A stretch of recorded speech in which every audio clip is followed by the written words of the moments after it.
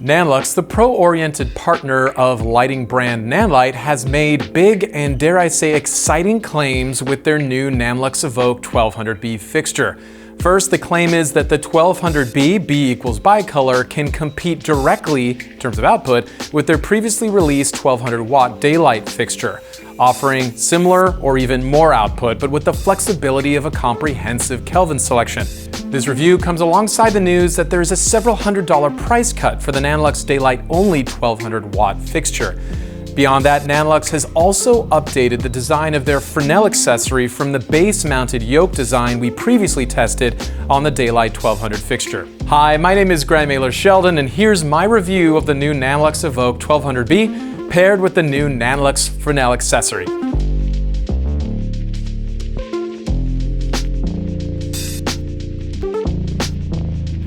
My initial review of the NANLUX Evoke 1200, daylight-only version, was positive. Solid accessories mixed with an ever-improving NanLink Bluetooth app and an IP54 moisture-resistant design when the ballast is placed fully parallel to the ground and not upright, all made for a great first impression. With the advent of the Evoke 1200B, the engineering team over at NANLUX has pushed the Evoke platform to bicolor, with a selectable Kelvin range of 2700K to 6500K. First, a few clarifying points on what exactly I reviewed. During several shoots over a month, I tested the kit complete with a trolley case and 45-degree reflector that retails for $3,949. The trolley case is perhaps 40% of the size of the flight case and is the perfect footprint for an owner-op with a small SUV or van, or even a gaffer with a small one-ton kit. Larger rental houses or owners of larger G&E packages will be satisfied with the flight case package that has space for the Fresnel too. Both the trolley case and the flight case have locking industrial-grade metal wheels and are incredibly sturdy. I also had an opportunity to work with the newer NANLUX Fresnel, model number FL35YK, which retails for $1,075. Previously, I tested the F35 Fresnel with the original Daylight Evoke. That Fresnel proved to be front-heavy, even with the Evoke lamp head attached, because of the design's center of gravity. The yoke design of the FL35YK model, on the other hand, is now mounted to the Fresnel itself and not the metal base. And beyond that, everything else seems the same, with the same spot and flood range and same shadow character. We'll touch on this accessory a bit more later. So, if you're interested in the older Fresnel design or the larger flight case, you'll find it at CineD.com in my original Evoke 1200 review. Please note that the Evoke 1200B ballast is compatible with the Evoke 1200 daylight lamp head, but the original Evoke ballast won't work with the newer bicolor lamp head. So, what are my first impressions? I was curious whether NANLUX may have made the daylight-only Evoke a bit obsolete after its arrival only a few months ago. If the Evoke 1200B has the same brightness or more as the original daylight version, then I would suggest everyone go with the bicolor variant for the added flexibility. The cost of the bicolor lamp head alone is nearly $900 more than the daylight version. However, at an overall price point of several $1,000s at minimum for this kit, I would consider this increase to be well worth it. I like the Evoke 1200B exterior design elements. The ballast power supply is well protected, and the lamp head is robust enough to take a hit or two. Both the long head cable, available in 7.5 meter, 10 meter, and 12 meter versions, and power cable are reinforced with extra rubber, which can help make for a long life on location. All right, so let's go ahead and unbox the Evoke 1200B. Again, right here is the trolley case. It's not the larger flight case. I love the size of the trolley case. It also feels absolutely indestructible. I mean, this is not something that's going to break. Nothing inside is going to break. So here we go. This is the trolley case. Let's go ahead and open this up. I mean, this just looks good too. I think I've already put this in the background of a few commercials. I think I'm going to keep doing that. It just looks good. Okay, so if you take a peek inside here, everything fits neatly inside. I also like how they have a diagram of how things fit in the case. More manufacturers should do this. Thank you so much, especially as a potential rental item, given the overall cost of the kit. That is fantastic.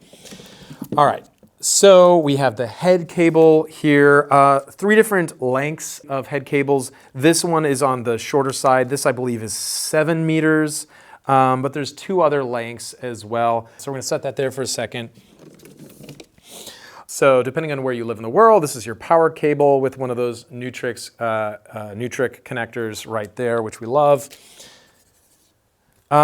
This is the yoke. The yoke design in general, no complaints there. So a 45-degree reflector fits in the case. I love this. You can obviously buy the other reflectors a la carte style, but I like that a reflector fits in the case. Set that there for a second. So there's this, I don't even know what to call this. This is a connector that usually goes from the combo stand and it connects to the power supply. It locks in place fine. You know, I have no complaints here. It's a little like a Maverick lamp connected to some type of proprietary connector. It works fine. All right. I mean, this is, you know, at its heart a Maverick lamp. This just isn't going anywhere. Which brings us to the power supply. Here we go. And it even says on the side, which is a nice touch, Evoke 1200, Evoke 1200B. Does this work with your fixture? Check the side of the power supply and it will tell you. Thank you, NANLUX, for doing that. All right, so let's click this in here. I mean, the power supply itself, not really any buttons. It powers on, it powers off. There's not much else to it. All right, and then finally the lamp head. Here we go. So I'm going to go ahead and connect this to the newer FL35YK Fresnel in a second. But look, if you liked the original Evoke daylight version, there's not a lot of changes here, at least visibly, with the lamp head. Obviously, something's changed internally because now this is bicolor, and the output somehow got a big boost. So very excited about that. But you know, the bigger drawbacks around having all of your main control buttons here on the back of the lamp head is if it's in a hard to reach spot and you just want to hit a button really quick, you can't do that. Let's talk about the new Fresnel.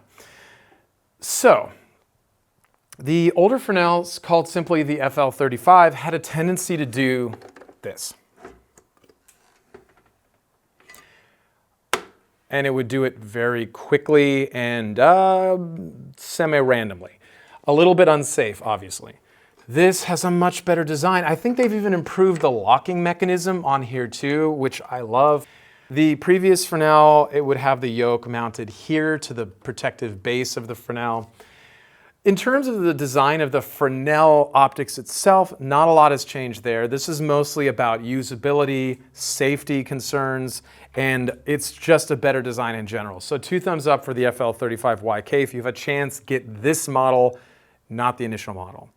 I will say there are no cases available for this model currently. NANLUX says they're working on it. They're going to create a dedicated case for the Fresnel. Until that happens, yeah, it's a little bit of a burden. You have to carry this around separately. There's a huge glass front element that has a tendency to get bonked by stuff. So I leave the barn doors on all the time just for protection until this new Fresnel specific case comes out. So we're keeping an eye on that. So I'm going to attach the Evoke 1200B first. Little, you know, plastic protector here. This little blue switch on the side. It says pull to release, but it's how you disconnect the lamp head from stuff. All right. So, I mean, I have this oriented this way because it's more waterproof in this position. The power supply is. You could also flip it around and face it upwards if you want easier access to the power button. That's kind of up to you.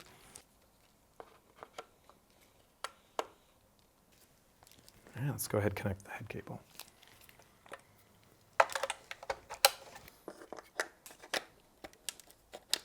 All right, striking. About 3 seconds to power on to full. You can hear the fan kicking in already. Okay, we're in smart mode right now. So I'm going to try to hold my lav close to the fan just so we can get a sense of smart mode here.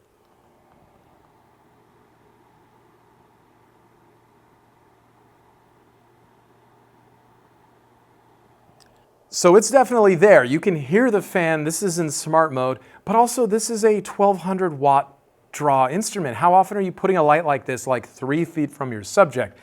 Maybe in special situations where you're trying to compensate for light coming in outside, ambient light that you can't control, things like that. But I put fixtures like this far away from my subjects. Maybe you're different, but you now have smart, full speed, low speed, and off as fan control. So that's very cool. Let's just turn it to off. I will say in fan off mode, your max power output is 10%, so keep that in mind. You just killed 90% of your output by turning off the fan. So clearly we're gonna keep the fan on. I'm bringing it back to smart mode. Remember that you'll need reflectors specifically designed for the NANLUX Evoke series, as this is not a Bowens mounted fixture. Does the lack of a Bowens mount bug me? Not yet. Third parties like DOP Choice are already supporting the Evoke NL mount, and NANLUX has a wide range of compatible accessories that, well, not bulletproof, do the job. Plus, the price points of their NL softboxes in particular are very reasonable. The only accessory I'm missing for the Evoke 1200B is maybe a compatible Leica-style projection mount. In fact, the market as a whole lacks projection or spotlight accessories designed for 1200-watt LED fixtures. The exterior look of the Evoke 1200B and accompanying accessories isn't much different from the daylight version of the Evoke. There are the ever-present effects modes, 11 in all, on the 1200B. Everything is dimmable in 0.1% increments, and the features are all accessible on the bright rear 2.8-inch screen on the lamp head itself. The lamp head weighs 17 pounds. And because of this, the whole setup requires a combo stand and not a C-stand for you, so you'll want to factor that into your budget if you're building a kit from scratch. So who is the Evoke 1200B meant for? There's a case to be made that not every filmmaker needs the output that the 1200B provides. I recently reviewed the NANLUX 720B, for example, and that fixture has an excellent cost to lumen ratio. Overall, the NANLUX 720B is smaller than the 1200B and without the same robust exterior build, of course. Interested in the NANLUX 720B? You'll find my review online at CineD.com. On my first shoot with the Evoke 1200B, I used it in conjunction with the new Fresnel attachment, set up outside a window, casting sunlight onto an interior fireplace in the background of a two-shot. The fixture played well for hours in direct sun in a California heat wave and never missed a beat. The lamp head had to be raised on a combo stand roughly 8 feet in the air, a position that revealed the drawbacks of having all the manual controls on the lamp head itself and not on the ballast power supply sitting on the ground or mounted on the stand itself. At that height, you can't access the controls directly on the fixture, forcing you into using the Bluetooth app or another DMX solution or an Apple box paired with a tall crew member. Being forced into using the NanLink Bluetooth app on my Apple iPhone 12 didn't mean I couldn't connect instantly and gain almost immediate control over the light. Oddly, the 4 dimming curves, exponential, logarithmic, S-curve, and gamma 2.2 are only changeable over DMX. A Lumen Radio TMO2 transceiver is built into the instrument to unlock wireless DMX options. You can download the NanLink app online through your favorite app store. Now to the Fresnel. The shadow quality out of the newer Fresnel is excellent. You do still get a bit of light leak from the sides of this Fresnel, but I never had any issues with that on any of my shoots, as the instrument itself was never close enough to my subject where it made that big a difference. That's the advantage of higher output fixtures. You can put them further away so that the actors can do what they do best, act, and do not need to be constantly reminded that they're on a film set. Over the years, I've tried to mount more lighting overhead or outside windows as part of this actor-friendly philosophy, so the Evoke 1200B is right at home on my sets. For this test period, it didn't take long for the NANLUX Evoke 1200B to become a vital part of my projects. I used it as a hard key, a soft key with the NANLUX 150 centimeter softbox, background light, and even added a piece of opal in front of it and had it play in direct competition, or should I say harmony, with the sun during an exterior. On overcast days, the Evoke 1200B mixed with some negative fill perhaps is the perfect light for adding shape to an otherwise flat scene. The bicolor functionality let me play around with warming or cooling up the source and seeing how those changes made the overall scene feel. If you've mounted a frame with a gel in it in front of a lamp head, then you know that these adjustments just take more time. Before I get a comment about how the 1200B output interacts with the sun, I should say that of course, this is very dependent on your location. The fixture will be great on a foggy London or Seattle day and perhaps not as great on a beach at noon in Florida. Results may vary, just like the weather, but I found plenty of punch from the Evoke 1200B for exterior uses during filming in LA in September and October. No, it's not quite as bright as an Arri M18 yet. And for now, you'll still find plenty of uses for higher-end HMI fixtures until LED inevitably bridges that output gap.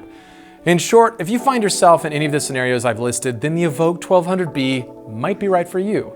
If you're limited to C-stands or smaller light stands and filming mostly in tiny spaces without exterior access, then the Evoke 1200B might not be your cup of tea. If you're looking for portability and punch and don't need wireless DMX or a sturdier build, the NANLUX 720B might be the ticket.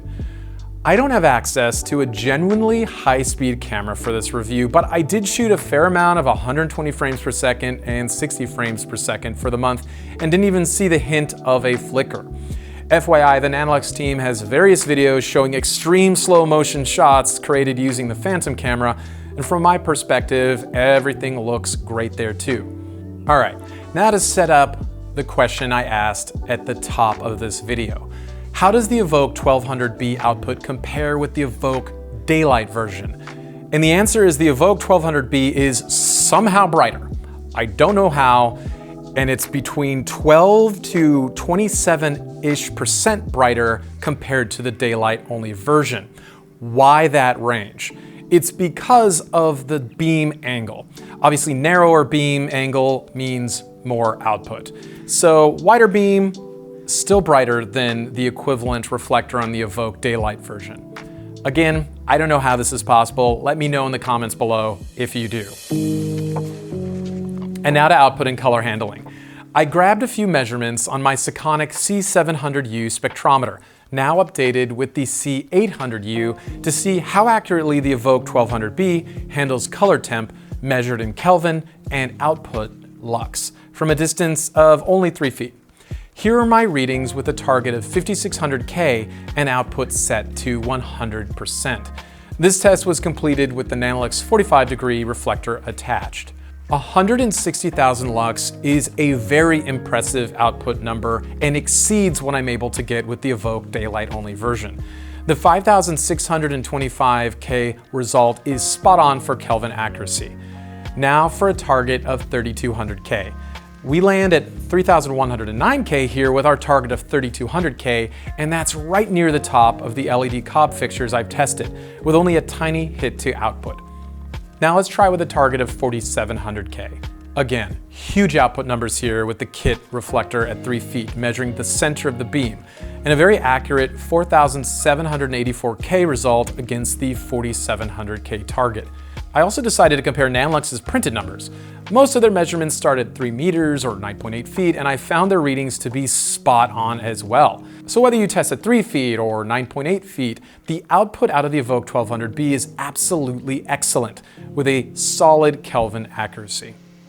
At 9.8 feet, I was measuring in the range of 19,000 lux with the 45-degree reflector attached. For output comparison with an Evoke 1200 daylight version, I was able to get 18,700 lux with the same reflector at the same distance. Very cool. Okay, now for some final thoughts. The original NANLUX Evoke 1200 daylight isn't going away, and it isn't obsolete. There's even a tungsten-only Evoke 1200 available right now. During testing on several shoots, the Evoke 1200B and 1200 played well together. I will say I much prefer the newer Fresnel with its angled yoke design that isn't mounted to the metal base, and I would 100% suggest going that route if you have a choice between the older, front-leaning Fresnel, the FL35, and the newer FL35YK. I asked NANLUX if the original Fresnel is being discontinued, and for now the answer is no. Here's the official word on that as of publishing. The original FL35 will be a special order in the US market. For UK and Europe, you'll need to check with your local NANLUX distributor, end quote. I'm impressed by the Evoke 1200B, and in particular, the amount of output NANLUX was somehow able to squeeze out of this fixture while still keeping it bicolor. Again, I don't get it. You would typically see a big hit to lumens with a bicolor because LED chips are asked to do more as they mix different Kelvin temperatures together. I'm not sure what engineering magic sauce is here, but the result is a versatile light that will find a place on most of my productions where bicolor punch is required. There you have it. That's my review of the NANLUX Evoke 1200B. If you like this video, don't forget to hit like and subscribe for more. Thanks for watching. Special thanks to Rev Studio in San Diego for their help with this review. Go to revstudiosd.com for more info on how to book their beautiful studio space.